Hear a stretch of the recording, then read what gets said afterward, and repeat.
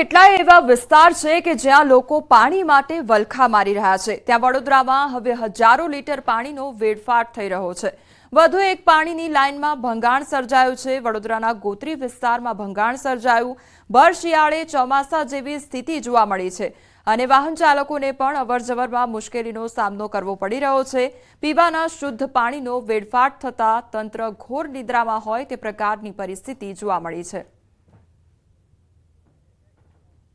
તરફ અમદાવાદના સૈજપુર બોધા વિસ્તારમાં વ્હાઇટ ટોપિંગ રોડ લોકોની હાલાકીનું કારણ બન્યો છે અને છેલ્લા 6 મહિનાથી રોડનું કામ ગોકળ ગતિએ ચાલી રહ્યું છે। સ્થાનિક દુકાનદારોના વેપારમાં 80% જેટલો ઘટાડો નોંધાયો છે। રોડનું કામ ચાલુ હોવાથી ટ્રાફિક જામની સમસ્યા પણ સર્જાઈ છે। સ્થાનિકોના કહેવા પ્રમાણે અહીં સ્કૂલ અને રોડ પરના મકાનોનું ડ્રેનેજ કનેક્શન કાપી નાખવામાં આવ્યું છે, જેને કારણે ગંદકીથી રોગચાળાનો ભય ફેલાયો છે। ત્યારે વહેલી તકે રોડની કામગીરી પૂરી કરવા માટે સ્થાનિકોએ માંગ કરી છે। આ ગટર લાઇનમાં બહુ તકલીફ છે। મ્યુનિસિપાલિટી ઓફિસમાં જઈને આવ્યા છે પણ કોઈ સાંભળતું નથી। 6 મહિનાથી અમે હેરાન થઈએ છીએ બેન। બહુ મુસીબત, ગટરમાં તો બહુ જ મુસીબત છે। જો ઘરમાં કેટલી બધી ગંદકી કેટલી ફેલાઈ ગઈ છે, નાના બહુ બાળકો છે, બહુ ઉપાધિ છે ગટરમાં। 6 મહિનાથી લગભગ કોઈ ગ્રાહક આવતું નહીં, કારણ કે આ રોડ એવું ખરાબ હાલત પોઝિશનમાં છે, કોઈ આવવા જવાનું પસંદ કરતું નથી અને જે આવે બી છે તો ઊભા રહી શકે એવું છે એવું નહીં, કારણ કે ટ્રાફિક જામ થઈ જાય છે અને જ્યારથી આ રોડનું કામ ચાલુ કર્યું છે ત્યારથી કોઈને કોઈ પડી જ જાય છે। વઘઈથી સરકારી અનાજનો જથ્થો ભરેલ ટ્રકની ચોરીના ગુનાનો ભેદ ઉકેલાઈ ગયો છે। અનાજનો જથ્થો સગેવગે થાય તે પહેલા જ સુરત જિલ્લા એલસીબી પોલીસે 3 આરોપીઓને ઝડપી લીધા છે। પોલીસે કુલ 54.93 લાખનો મુદ્દામાલ જપ્ત કર્યો છે। સુરત જિલ્લામાં પોલીસ દ્વારા અલગ અલગ ટીમો બનાવીને અલગ અલગ રૂટ પર નાકાબંધી કરીને તપાસ કરવામાં આવી હતી। બાતમીના આધારે પોલીસે રેડ કરી અને બંને ટ્રક સાથે 3 ઇસમોને ઝડપી પાડ્યા હતા, જ્યારે એક ઇસમ પોલીસની રેડ જોઈ નાસી છૂટ્યો હતો। ખાનગી રીતે બાતમી મળેલ કે મસીદ ખાન નામનો એક માણસ માંડવી ખાતે સરકારી અનાજની 2 ટ્રકો લઈને વેચવા ફરી રહેલ છે, જે આધારે તાત્કાલિક તરસાડા તરફ જતા રોડ ઉપર સેલ પેટ્રોલ પંપથી આગળ સર્વિસ રોડ ઉપર GJ 15 AV 3033 તેમજ UP 70 CT 5467 નંબરની 2 ટ્રકો પકડી લેવામાં આવેલ અને કુલ 3 આરોપીઓને પકડવામાં આવેલ। જે આરોપીઓના નામ છે મસીદ કુમાર, જુમઈ ખાન, જાતેક ખાન, મોહમ્મદ સનેશા, મોહમ્મદ ગુલશન અને મોહમ્મદ સમીર નસીબ કુરેશી। જુવાપુરામાં વૃદ્ધની હત્યાનો બનાવ સામે આવ્યો છે અને ગુલઝાર પાર્ક પાસે હત્યાનો મેસેજ મળતા પોલીસે ઘટનાસ્થળે પહોંચી તપાસ હાથ ધરી હતી। અંગત અદાવતમાં 75 વર્ષીય શાન મોહમ્મદ કુરેશીની હત્યા થઈ હોવાની પ્રાથમિક માહિતી સામે આવી છે। પોલીસે હત્યાનો ગુનો નોંધી હત્યાના આરોપી ઇમરાનને શોધવા ચક્રો ગતિમાન કર્યા છે। रमजान पार्क जुहापुराમાં શાન મોહમ્મદ કુરેશી નામક એક કાકા, જેની ઉંમર 75 વર્ષ છે, એની મરણ ગયેલ હતી એ મેસેજ મળેલ હતો અને પોલીસ તો તરત જ સ્થળ ઉપર આવી ગઈ હતી અને એક ઈસમ ઇમરાન નામનો એની આ ઘટનામાં એનું હત્યા કરી હતી એનો મેસેજ છે અને વધુ તપાસ અત્યારે જારી છે। એ અદાવતનો કોઈ એંગલ અત્યારે શોધવામાં આવે છે અને વધુ તપાસ જારી છે। મૂળી તાલુકાના ગ્રામ્ય વિસ્તારની સગીરા સાથે દુષ્કર્મ થયાની ફરિયાદ નોંધાઈ છે। આ સગીરાને પીડા ઉપડતા તેને હોસ્પિટલ લઈ જતા તેને 2 માસનો ગર્ભ રહી ગયાનું સામે આવ્યું હતું, ત્યારે યુવતીના પિતા દ્વારા આરોપી વિરુદ્ધ ફરિયાદ નોંધવામાં આવી છે। આરોપી યુવક કુલદીપ સગીરાને છેલ્લા 2 વર્ષથી ધાકધમકી આપી દુષ્કર્મ આચરતો હોવાનો ફરિયાદમાં ઉલ્લેખ કરવામાં આવ્યો છે। સગીરાના પરિવારજનોએ મૂળી પોલીસ મથકે પોક્સો એક્ટ હેઠળ ફરિયાદ નોંધાવતા પોલીસે વધુ તપાસ હાથ ધરી છે। સ્થિતિ ગંભીર હતી, જે વખતે પ્રાથમિક તપાસ શરૂ કરી આ બાબતે PSI ચુડાસમાએ તપાસ કરતા આ યુવતીને ગર્ભપાત કરાવેલો હોવાનું પ્રાથમિક તપાસમાં ફલિત થયેલ છે।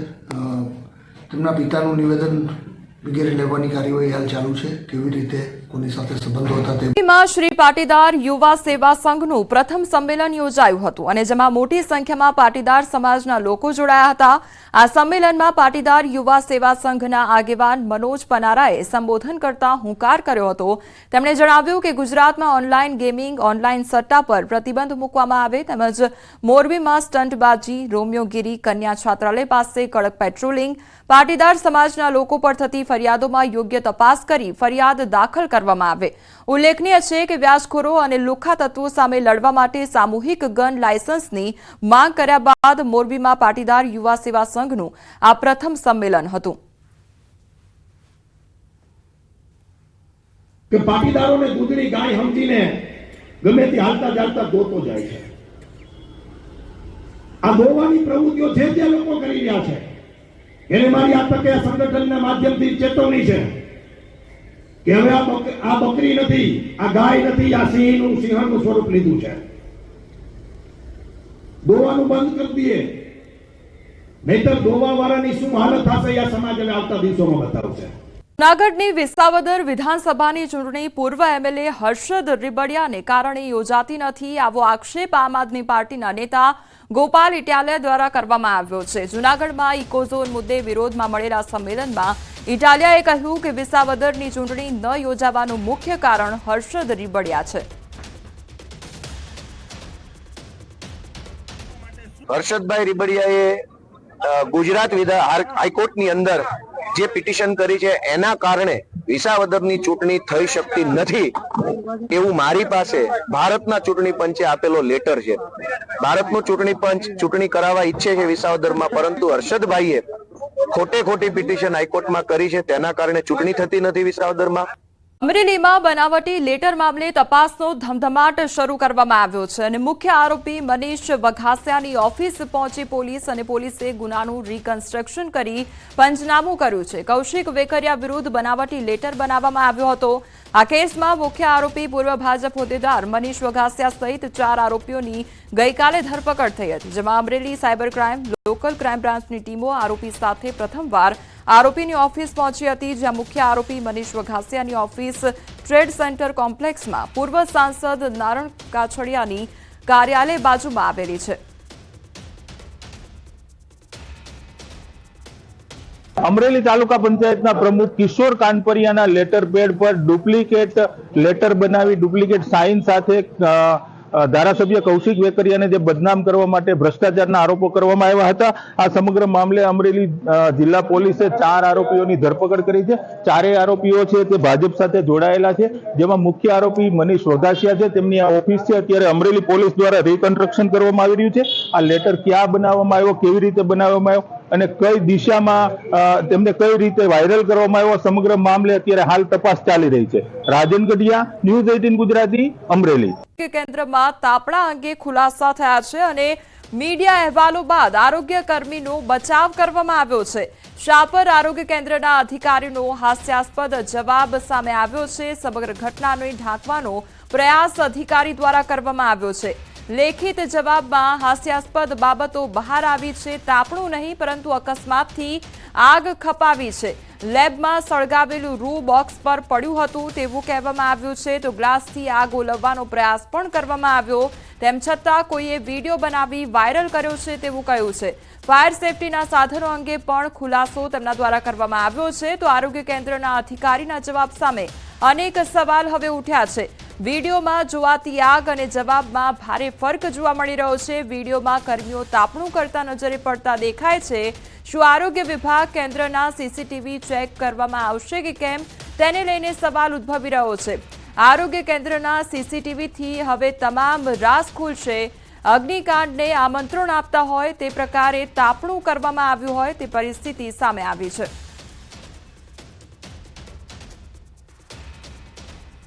રાજકોટનો આ સમગ્ર મામલો સામે આવ્યો છે, જ્યાં આરોગ્ય વિભાગની આ ઘોર બેદરકારી સામે આવી છે. ત્યારે હવે સીસીટીવી ફૂટેજ ચેક કરવામાં આવશે, ત્યારે જ આખી ઘટનાનો ફોડ પડશે. આરોગ્ય કેન્દ્રના અધિકારીના જે જવાબ સામે આવ્યા છે તેમાં ઘણો મોટો ફરક જોવા મળી રહ્યો છે, કારણ કે વિડીયોમાં સ્પષ્ટ જોઈ શકાય છે કે જે કર્મચારીઓ છે તેમના દ્વારા તાપણું કરવામાં આવી રહ્યું છે અને બીજી તરફ જે અધિકારીઓ છે તેમના દ્વારા બચાવ કરવામાં આવી રહ્યો છે. વિડીયોમાં જોવાતી આગ અને જવાબમાં ભારે ફરક જોવા મળી રહ્યો છે.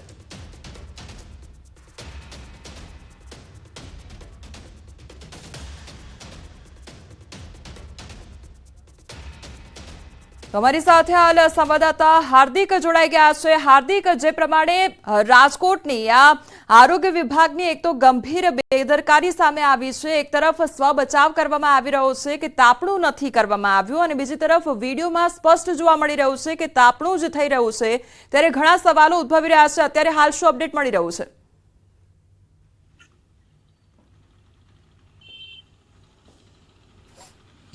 ચોક્કસથી કોમલ, આ જે છે સાપર આરોગ્ય કેન્દ્રના અધિક્ષક દ્વારા જે જિલ્લા અધિકારી છે તેમના દ્વારા જે લેખિત જવાબ આપવામાં આવ્યો છે તે પત્ર છે તે ન્યૂઝ 18ની સમક્ષ આવ્યો છે, અને આ પત્રમાં જે છે એ સ્પષ્ટ રીતે એવું લખવામાં આવ્યું છે કે ત્યાં કોઈ તાપણું કરવામાં નહોતું આવતું, પરંતુ ત્યાં આગ લાગી હતી અને એ આગ ઓલવવાના પ્રયત્નો કરવામાં આવતા હતા. આવો એક હાસ્યાસ્પદ જવાબ છે તે સાપર જિલ્લા જે અધિક્ષક છે તેમના દ્વારા આરોગ્ય અધિકારીને આપવામાં આવ્યું છે. ત્યારે અહીંયા સૌથી મોટો સવાલ એ ઊભો થાય છે કે જો આગ લાગી હોય તો આગ લાગતી હતી એ સમયે જે વિડીયોમાં દેખાય છે તે 3 કર્મીઓ છે તે શાંતિથી ઊભા છે.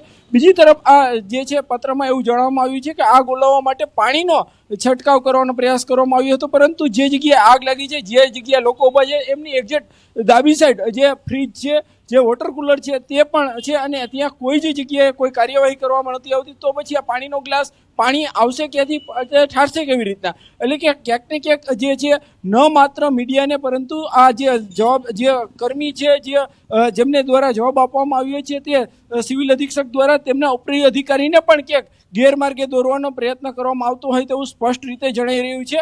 આ કોઈ જગ્યાએ આગ લાગી હતી તો તે એમના તમામ પુરાવા છે તે તેમને તાત્કાલિક હટાવી લીધા હતા. જ્યારે આજે સવારે ન્યૂઝ 18ની ટીમ પહોંચી ત્યારે આગ લાગી હોય તેવા કોઈ જ પુરાવા એ જગ્યા પર જોવા નહોતા મળ્યા. ત્યાં સુધી કે જે રિફિલ હોય છે આગ બુઝાવવાની એમના પર પણ ધૂળ જામેલી જોવા મળી હતી. એટલે કે આ જે પત્રમાં જે જણાવવામાં આવ્યું છે, આ જવાબ છે તે હાસ્યાસ્પદ હોય તેવું અત્યારે સ્પષ્ટ રીતે જણાવવામાં આવી રહ્યું છે. જી હાર્દિક, જે પ્રમાણે આ વિડીયો સામે આવ્યો છે એમાં શાંતિથી ઉભેલા કર્મચારીઓ જોવા મળી રહ્યા છે. જો આગ લાગી હોય તો ત્યાં આગળ અફરાતફરીનો માહોલ સર્જાઈ જતો હોય છે. બીજી તરફ આગ જો અચાનક લાગી ગઈ હોય તો તેને ઓલવવાના પ્રયાસ પણ થતા હોય છે, પરંતુ અહીંયા આ વિડીયોમાં કોઈ જેવી વસ્તુ નથી જોવા મળતી. એટલે અહીંયા સવાલ એ પણ થાય કે શું સીસીટીવી ત્યાં આગળ હતા તો એને ચેક કરવામાં આવશે કે કેમ?